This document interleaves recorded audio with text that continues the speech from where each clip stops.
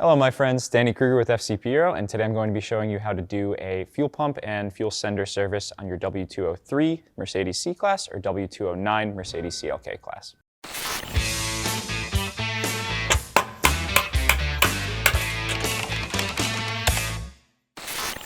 So for today's DIY service, we're going to be doing this replacement on a Mercedes W203 chassis C-Class, and this is going to be a C350 with the M272 V6.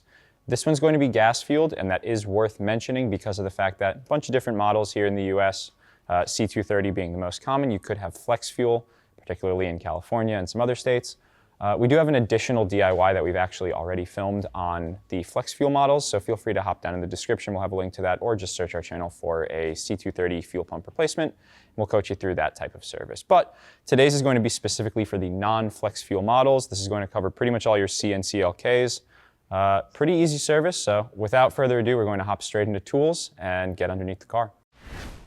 Okay, so tools for this job, not going to need a whole bunch, but there's an assortment that you're definitely going to make sure that you want on hand. So starting out, this is kind of a freestyle move if you want to try this. These are actually a spreader tool that I'm going to try and use to get the lock ring off the top of the fuel pump. You don't need these, but they might make your life easier. Really anything that's going to be able to spread the plastic apart. From there, we get into the things that you're definitely going to want. A couple of 1/4 inch, I recommend, ratcheting wrenches, socket wrenches, whatever you want to use. You're going to have to get in some really tight spaces, so an arsenal as well as some good extensions is a really good bet.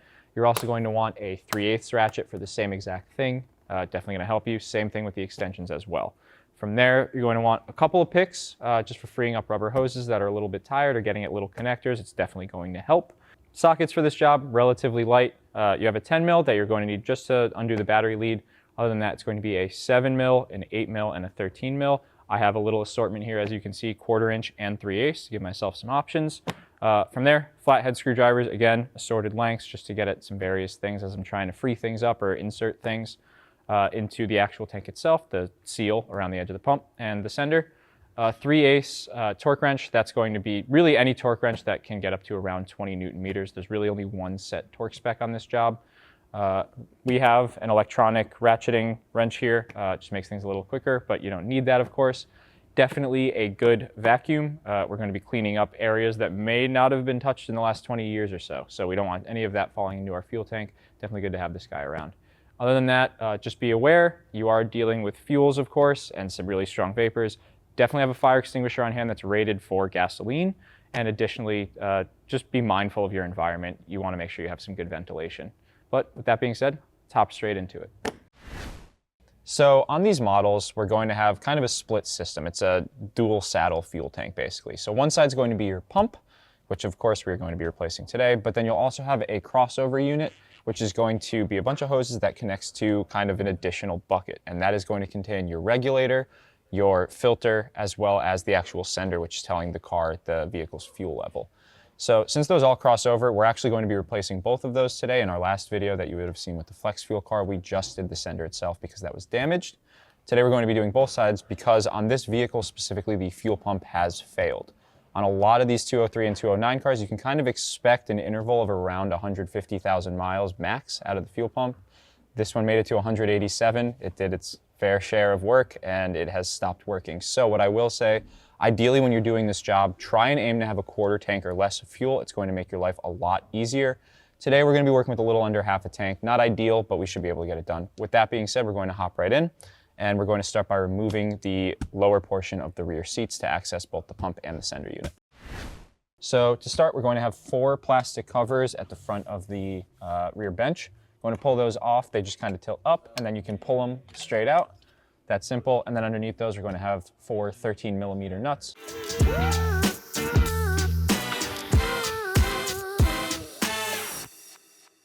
All right, so with the 4 bolts out, we now can just pull this guy forward and off of the threaded portion where the nuts threaded onto, and then pull it out of the vehicle to give us a little bit more workspace. And we do have a sound deadening mat underneath, same thing, that's just going to pull right up.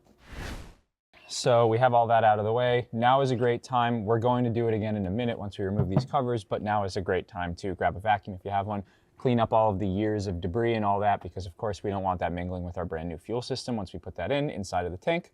So I'm going to grab a vacuum, hit all of this dust and whatnot, and then we'll take these covers off and get to work. All right, so we have this cleaned up a little bit. Let's just talk about what we're working with here. So this right here is going to be the cover for the fuel pump on US vehicles. And then all the way over here, the very similar looking cover is actually going to be for the one that controls everything else. So that's your sender, your filter, your regulator, all the stuff.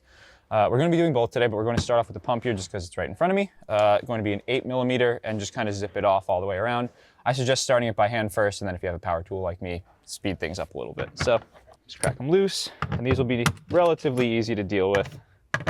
And especially if someone has been in here before you, they'll be extremely easy to deal with.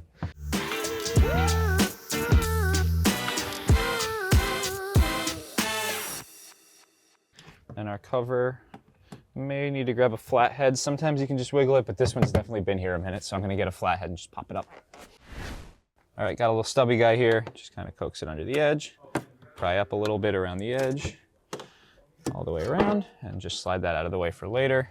Now we've exposed our pump. We're going to head under the hood in a second and just do the pressure release valve from the rail, which will relieve the pressure in the system. In this specific car, I'm not expecting anything because the fuel pump has failed, so there is no pressure. We will crack the sending cover loose now and zip that out as well.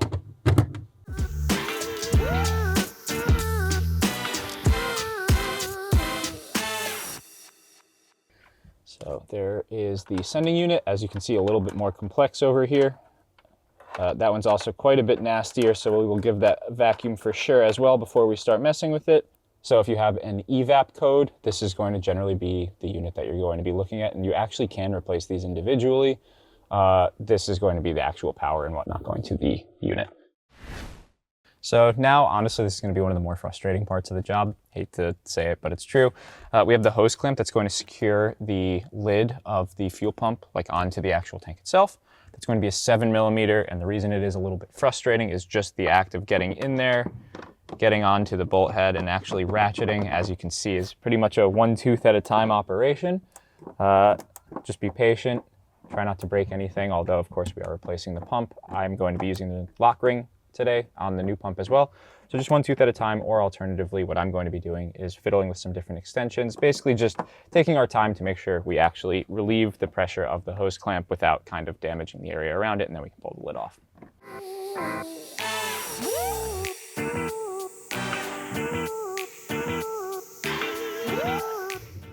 And basically, you're just going to keep working this clamp off until you can slide it over the plastic cap that's on the tank. So what I'm doing here, I got a screwdriver to push the clamp forward into this little recess down here, which makes it a lot easier to actually ratchet the clamp loose.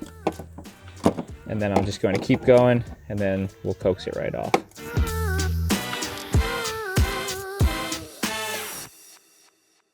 So we have our giant hose clamp out of the way. We can now then follow through with coaxing our lock ring off, and then we'll be able to pull the pump straight out. This guy, all you're going to be able to do, or all you're going to need to do rather, is spread it out a little bit and then just coax it off the top of the pump. All right, that's simple.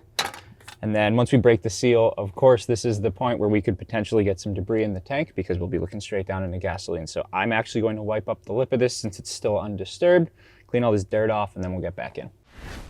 All right, so we've cleaned off the top of this pump. It almost looks brand new now if it wasn't for the fact that it didn't work. But now, basically, if you look inside, you can see that there is kind of a green lip mating up to the black lip of the tank. The green lip is going to be our seal. So what I like to do is just kind of stick, this is a pick, you could use a flathead, whatever you need to do. Just break that seal, kind of work your way around. And then as you see right there, now that there's no longer a clean seal, this guy is going to much easier, just kind of lift straight out and spring up. So I'm going to remove the seal and the top of the fuel pump itself. Make my life a little bit easier to work with here. Of course, this is a good point. A lot of people feel a lot more comfortable working around fuel with the battery disconnected. We've already gone ahead and disconnected the battery because we have all the doors open. We don't want it to die. Now is a great time to zip your battery off if you have purged the system so that there's no more pressure in the lines, etc., and you are now ready to start working in the fuel system. Of course, we always recommend when you're doing anything fuel related, great idea to have an appropriately rated fire extinguisher on hand. I do recommend that, but without further ado, let's get this pump out of here. So first order of business here is going to be, well, now it's kind of a coppery color from all the fuel over time, but when they're new, it's going to be a white hose that just clips into the top of the bucket. That's going to be the crossover feed line from the sending unit. So I'm just going to reach in, and pop that out. So you can see this guy now that I've broken it free. Reason we're doing all of this is because in order to get the pump up and out, we have to separate it from the sending unit on the opposite side. So I'm just going through, there's three main things to disconnect here. Next is going to be the pressurized feed to the pump, which has two squeeze tabs. So you're going to squeeze them, push down, and then it'll come straight out. So I'll do that. Little tricky to show you guys what we're working with here, but I'll do my best.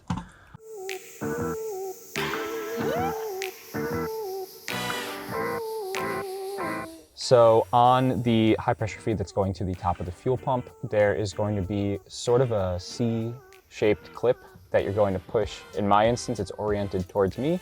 It usually will be. I'm going to push it towards the opposite side. So for me, I'm pushing towards you right now, and then pushing down on the feed, which will then unseat it from the actual barb that is on the top of the fuel pump, if that makes sense. We'll be able to show you a little more clearly once we get it out of the car.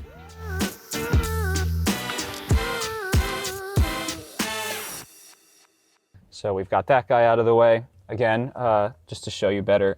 So this is the rounded side of this fitting, and then the back side is like flat, if that helps to orient yourself.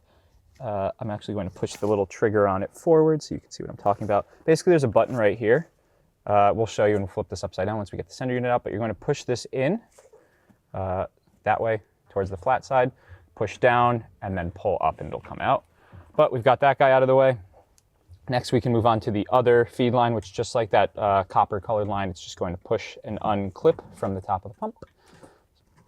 All right, there's that. Last but not least, we have a couple of electrical connections. It just squeezes in with a plastic tab.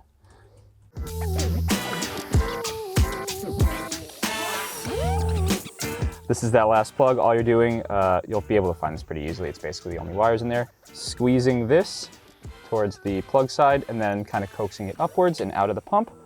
Now, we have everything separated from our sender unit, which means this pump can come right up and out. The catch here is, as mentioned earlier, because we have a little bit of extra fuel in the tank, basically going to try, definitely get a bucket alongside me so I can dump this guy straight in and try and mitigate the amount of fuel in the interior. But first I'm gonna try and basically tilt her sideways, get as much of that fuel out of there as possible. It's kind of a losing battle, but I'm doing my best. And then it's just going to come straight up and out. So I'm gonna grab a bucket, and then as you can see, just gonna kind of move it around so I can get it straight up and out of the hole.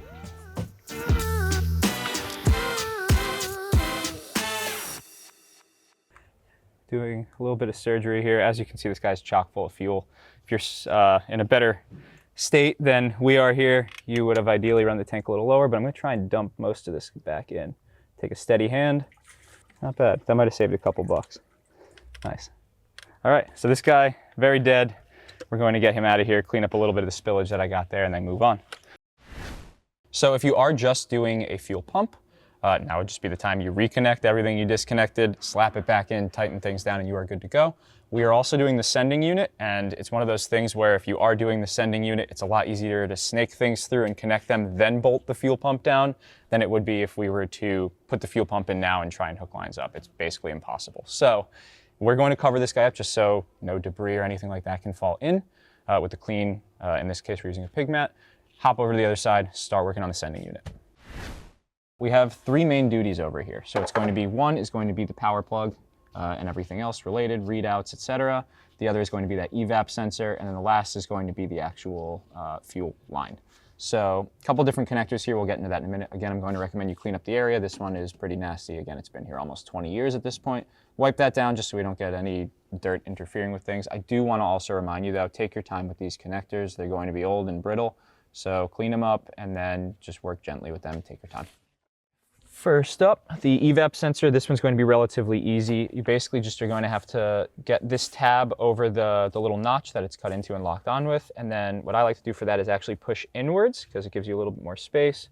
Gently coax this guy up and then pull backwards. So that's as simple as that. This next one, your bigger unit, you're going to have a squeeze type tab. So again, I'm going to push towards the front of the vehicle, push down and attempt to free it up. It's been here a minute, but it'll do it. So that's our wiring system out of the way. And then as you can see, the last one is going to be the actual crimped hose clamp here. We do in our kit that you'll see down in the description below for this replacement, which is going to have literally everything you need to do the whole job, sending unit and fuel pump. or divorced if you want to do one or the other. We have a replacement worm clamp that we're going to be using, so I'm just going to cut this guy. Of course, if you want to use one of these as a replacement, you can do that too, but after that, we'll clean this up and this will all come straight out.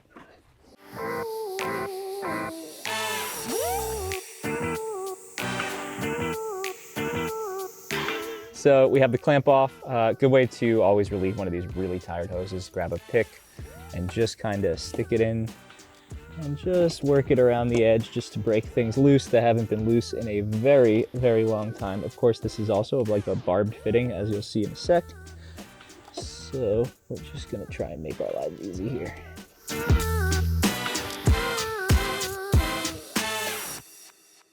All right, so got that last hose off. Just gonna slide this clamp out of the way. Again, we have a worm clamp in the kit that you can replace that with. It is no longer needed, but now that we've got the 3 of these guys off, I'm gonna give this a nice deep clean before we start messing with that same hose clamp that seals the lid on again, because we don't want any dirt going in, and then we'll get back at it. All right, so we have this guy vacuumed off. We'll probably hit it with a little bit more of a cleaning in a second, but I'm just gonna tuck the feed hose out of the way because the way that our worm clamp, the one that you may recall holds the lid on, is positioned. In this instance, it's going to need a little bit of finagling, just like on the other side. So again, go at it with whatever tool combination, extension combination works for you. For me, I'm having a great time with this 1/4-inch ratcheting wrench, which has a bunch of teeth, so every little incremental move makes a big difference. And then just a 7 mil, and I can get in there and bit by bit work her off. So I'm gonna keep going at that. Check back in as soon as I'm done fighting with her, but we will see you in a bit.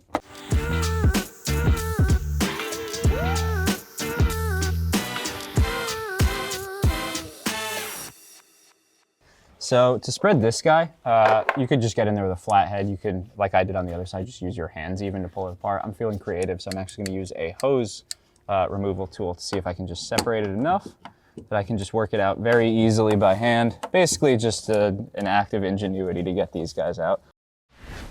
All right, so we got this guy cleaned up around the rim, ready to go. Same thing as before, target that green seal. We don't want to damage the lip of the pump, and just break the seal. I'm actually gonna go with my flathead rather than the pick, because it's a little bit stiffer. And just going around the rim of the seal, and back to the pick. Just to, there we go, break things loose. All right, and now keep in mind we had all those hoses that snaked over to the other side. So while this is going to pop right out, it's got a whole bunch of hose that's gonna come with it. Great time to lay down pig mat, rag, something like that, just so you don't get fuel all over your interior when you pull this guy out. But otherwise, it's ready to go.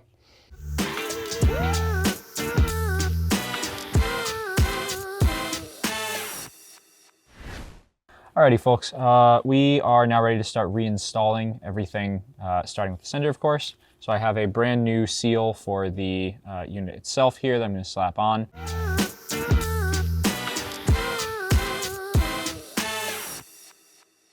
The seal is going to have cut into it. That is going to actually like seal itself to the tank. So you want the flat solid piece facing upwards towards the top of the sender. Just going to squeeze that guy on. All right. So that is now on there.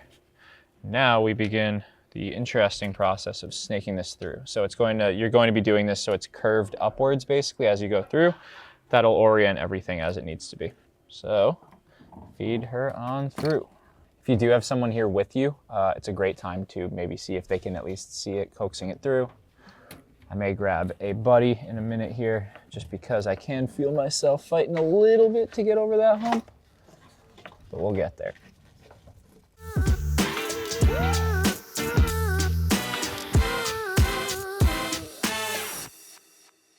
So I can see our hoses kind of poking around on the other side. I think you guys can see it too. Just getting our floater for the sender situated, as well as some additional hoses. And then we'll be able to switch around to that side and get working.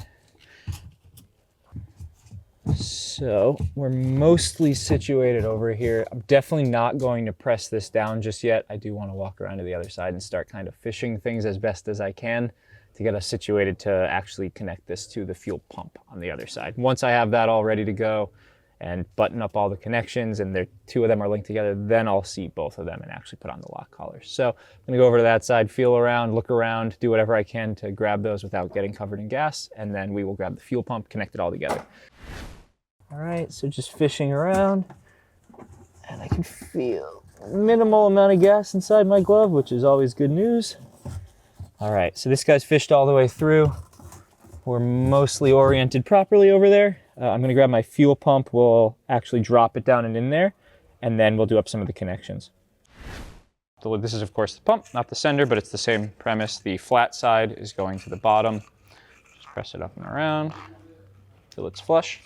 Then this will seat on the lip and squeeze inwards when we tighten our lock collar. So drop that guy back down. Let's go get this in the car. So we are now going to drop our pump in. Reminder, the inner clips where our hoses and whatnot are going to seat, as well as the electrical plug, are going to be facing towards the passenger side. That helps to orient you before you drop this guy in the wrong way. I'm gonna have to sneak it past. I might actually have to feed these guys back through a little bit, even drop them down in the tank for a minute.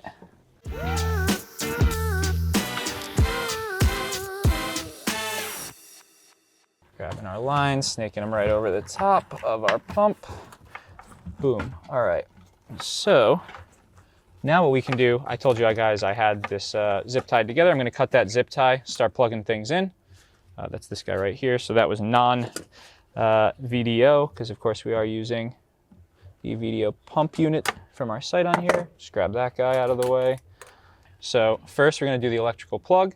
You're going to see there's only one real way for this guy to go. So we're going to sit him down just right on top, and you'll push it down until you hear the click.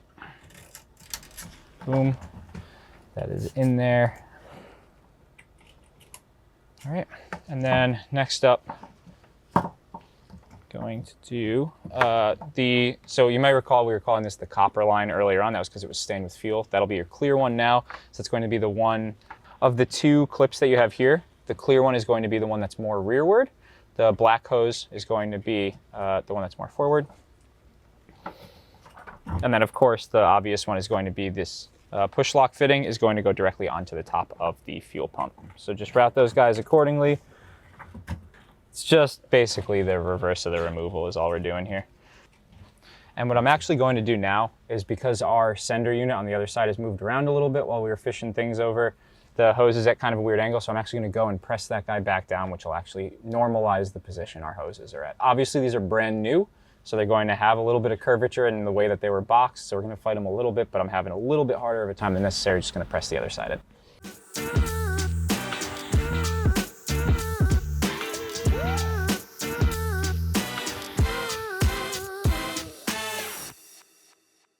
So we have the barbed hose on top of the fuel pump. I'm just going to snake our connector, our electrical plug straight in, press down, and there is a relief in it that you can kind of see up here that is meant to clip into that clip versus all the ribbing or the actual nozzle itself. There we go.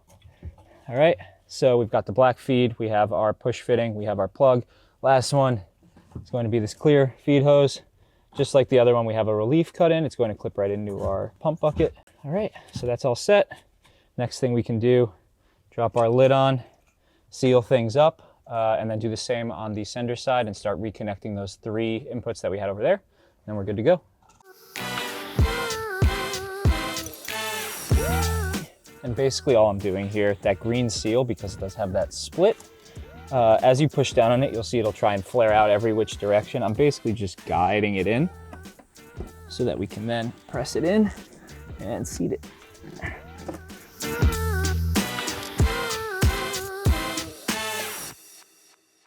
So we have our pump situated. What we now get to do is take this lovely guy, stretch him back around the rim. This is going to lock everything down, and then tighten up our hose clamp again. Try and keep it, if you can, in the same orientation that you had it before. In my instance, because this car has lived in New England for basically ever, we actually have some nice little bit of rust that was paint flaking off while we were ratcheting away. So I'm going to use this as a reference of where the hose clamp is going to sit at the end, of course, somewhere over here. Reason being is simply I don't want to knock more paint off than necessary. We already knocked it off getting it out here, so that's where it's going to be.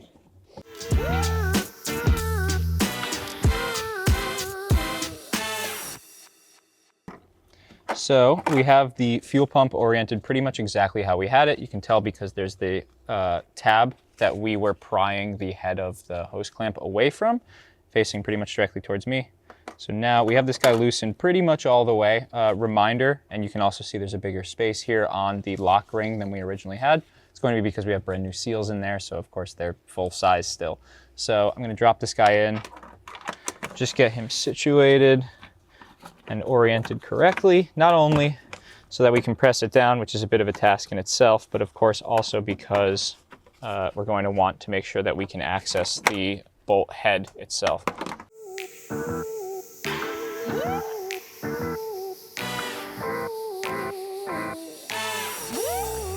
And then another good idea, as you can see, I'm taking my sweet time here, grab a flathead every once in a while and try and sort of move that the head of the hose clamp.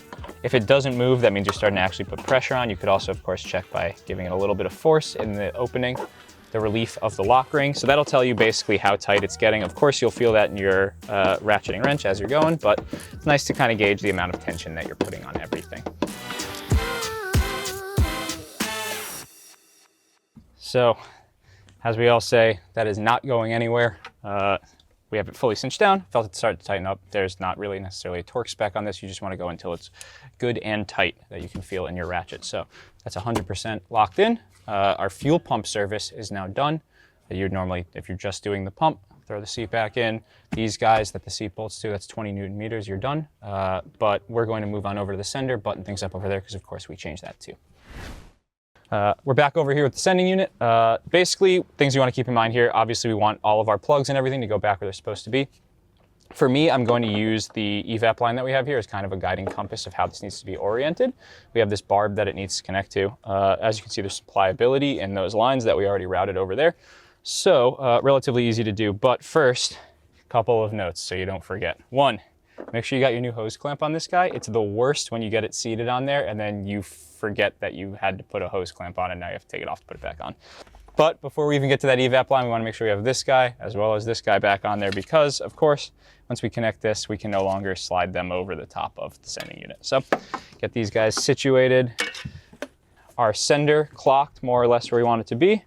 Start putting some pressure on, just like we did with the seal on the fuel pump side. It's gonna fight us a little bit just because it's brandy new. So just tuck in corner by corner, work your way around, work your fingers around until it slides downwards with a little bit of force. Then we'll throw the lock ring on, the hose clamp on. And I like to use a flathead, kind of guide the seal where I want it to go.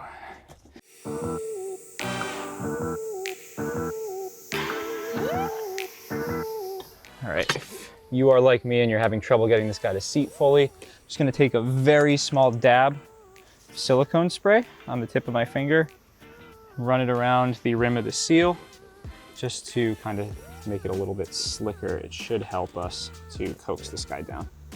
Just a dab will do ya. And I got a longer screwdriver here just to kind of poke and prod our seal where we want it to go.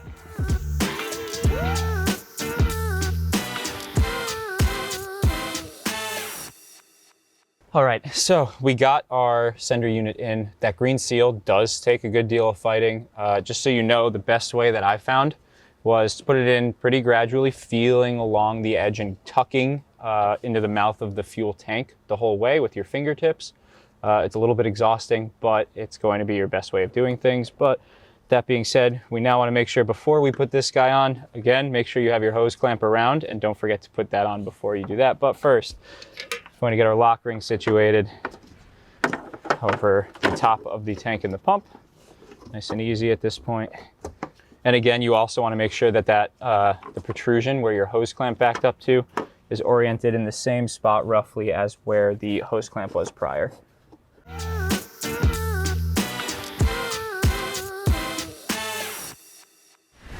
So we have our hose clamp on.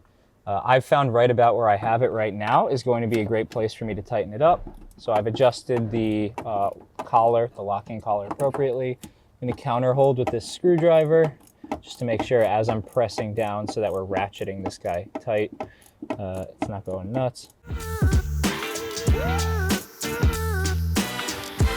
So we're going to have this, of course, facing away from the white tooth that it's going to basically be butting up against. Just slide that on.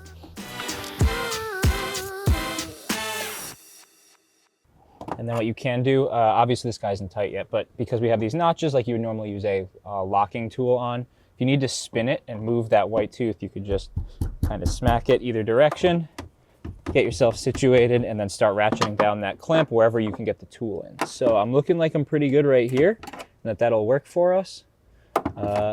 So I am going to start just like we did when we were taking it off, reverse of installation, tooth by tooth, quarter turn by quarter turn, and get that guy situated, tighten it down. So for me specifically, at least in this instance, the best spot to get my tool in with the tool that I'm using is almost right underneath the relief that's cut for the wiring loom. As you can see, I have enough space for the tool to turn a fair amount.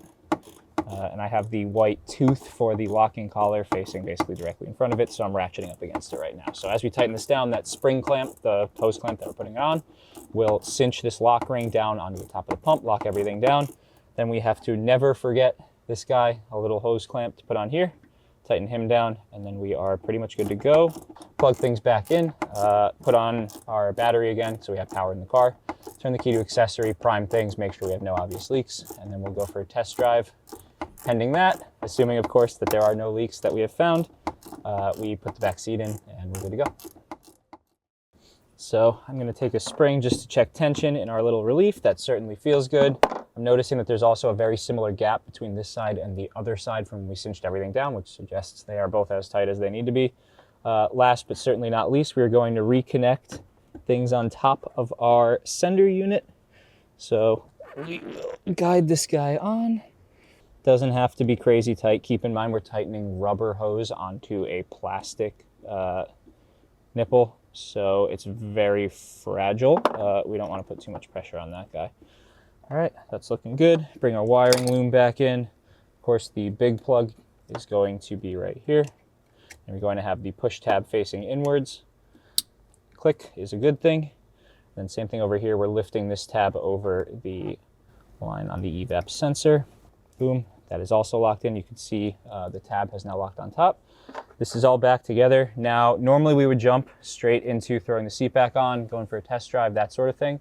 I want to throw the battery back on, turn the key to prime, make sure there's no obvious leaks. Then I'm going to go for a drive still without the covers on, just to make sure there's nothing under load or anything like that that's odd. And then after that, we'll put the seat back on once everything's good. So throw the battery on, let's check in.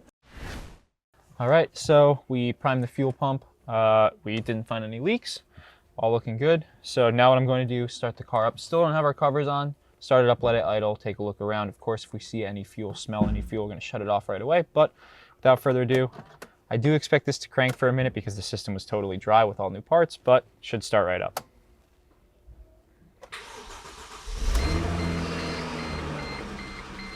All right, so we fired up, grab a flashlight, look around, see what we got.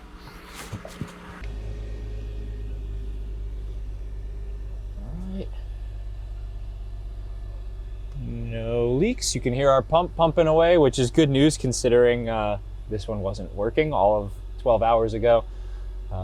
No leaks, no smells. I don't see any codes on the dash yet that would relate to something like an evap issue or something that's not being communicated properly, which is all good news. So first off, we are going to be covering up the sending unit. Again, this is the driver's side of the car. Easiest way to orient this guy, we have this big foam pad that's protecting the wiring loom here. Flip this guy over, you can see the residue that you would have had to peel off. So pretty easy to just kind of use that as a guiding method. And then we're just going to line up our holes from there. Then we're going to grab our 8mm bolts that we took out. And I definitely recommend starting these by hand if you are going to be using a power tool, just because it's pretty easy if you overdo it to pull the threads out of these holes just because they're such thin metal. So definitely be nice and gentle. But I'm going to do up all 6 of them and then move over to the other side.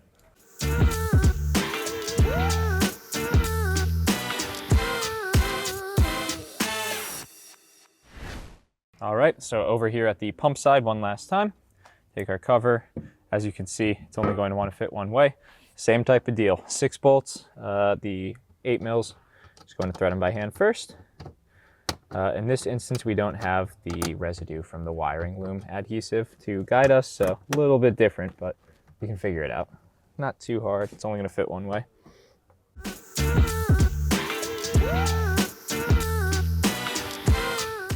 No official torque spec on these guys. From Mercedes, just use your best judgment. Again, you're better off underdoing it a little bit than overdoing it because these are small thread bolts. So that's pretty much everything done. We are going to throw the padding, the sound deadening, as well as the seat back in. Another just friendly reminder, watch your belt buckles. It's one of those things that you throw the seat in and the next thing you know, your rear passengers have nothing to clip their belt into, so just get these upright, smack the seat down. The 4 bolts going in front are going to get torqued to 20 Newton meters, and then you can just pop the covers on, you're good to go.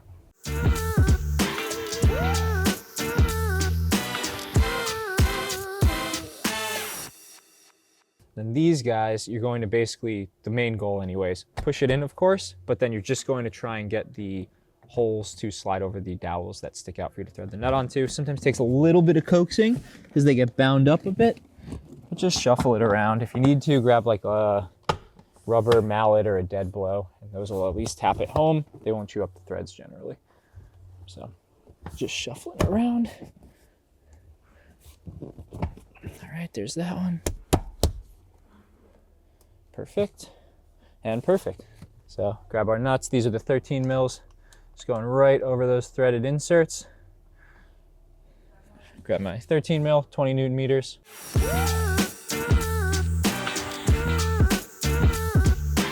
And then these guys, my favorite way to do it anyways, to make sure we don't break anything, is push backwards and then flip down. You'll feel what I mean. There's kind of reliefs cut in. It doesn't look as drastic as I just mentioned, but boom, done. So really not all that difficult of a service, this one. Definitely a little fiddly with some of the connectors, and there's a lot of fuel odors wafting around, but only a couple of different bolt sizes and just a couple of plugs and connectors to contend with. I definitely recommend, don't be like me.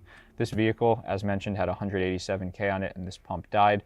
150K is quite honestly sort of a generous interval. You're on borrowed time at that point. We got really lucky with this one that it lasted this long. So I would definitely recommend doing both the pump and the sender before 150K on these cars. Sender being because it has a filter in it as well, so you want to change the filter and the pump at the same time. So of course, if you found this video helpful in your fuel pump replacement on your 203 or 209, make sure you leave us a like or a comment down below letting us know how the job went. And of course, if you think you're going to need a little bit of a helping hand with any of the other DIYs in the future, make sure you subscribe because we'll always have a bunch more coming your way. Stay tuned and we will see you in the next one with whatever the Mercedes world may lend us.